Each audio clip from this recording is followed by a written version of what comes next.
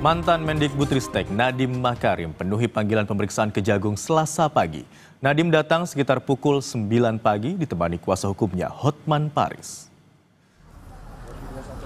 Pemeriksaan ini merupakan kali kedua Nadiem datang sebagai saksi atas kasus dugaan korupsi yang terjadi di Kemendikbudristek tahun 2019 sampai 2022.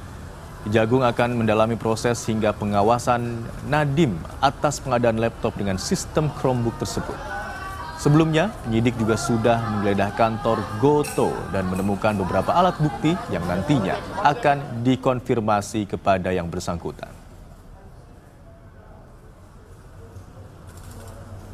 Informasi soal pemeriksaan mantan Mendikbudristek Nadiem Makarim kita tanyakan kepada jurnalis Kompas TV Eril Wiranata dan juru kamera Junaidi Saputra. Selamat siang Eril. Ini pemeriksaan kedua Nadiem di Kejagung terkait dengan dugaan korupsi laptop. Lalu apa informasi lebih lanjut soal pemeriksaan hari ini?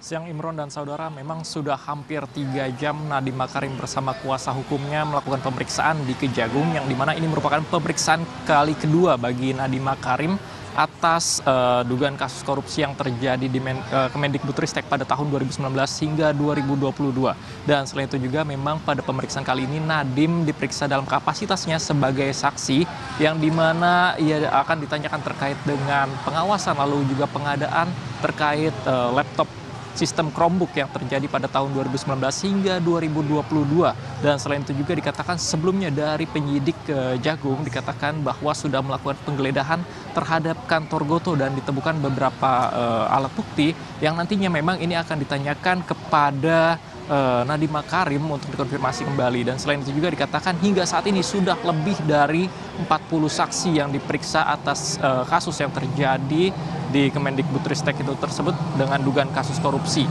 Dan selain itu juga dikatakan sebelumnya sudah diperiksa dari mantan CEO Gotoh untuk mendalami terkait kasus korupsi yang terjadi.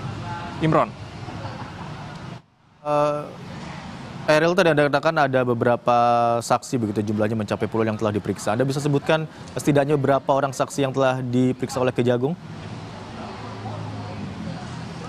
Ya Imron, memang sudah lebih dari 40 saksi yang diperiksa atas kejadian kasus dugaan korupsi yang terjadi di Kemendikbudristek pada tahun 2019 hingga 2022. Di antaranya adalah 3 staf sus Nadiem Makarim yang juga ikut akan diperiksa. Maksudnya diantaranya adalah Fiona, kemudian juga Juristan, lalu Ibrahim Arif. Dan selain itu juga ada yang sudah diperiksa adalah mantan CEO Gotoh, yang dimana diperiksa setelah memang adanya penggeledahan yang terjadi di kantor Gotoh dan ditemukan adanya beberapa barang bukti yang nantinya memang pada hari ini informasi yang kami dapatkan akan dikonfirmasi kepada yang bersangkutan, yaitu adalah mantan Mendikbudristek Nadiem Makarim. Dan selain itu juga dikatakan memang sudah lebih dari 40 saksi ini dan nantinya akan diperdalam kembali terkait dengan proses pengadaan ataupun pengawasan, karena Nadiem pada saat 2019 hingga 2022 menjabat sebagai Mendikbudristek, yang dimana dalam hal ini ia akan diperiksa kembali terkait dengan proses pengadaannya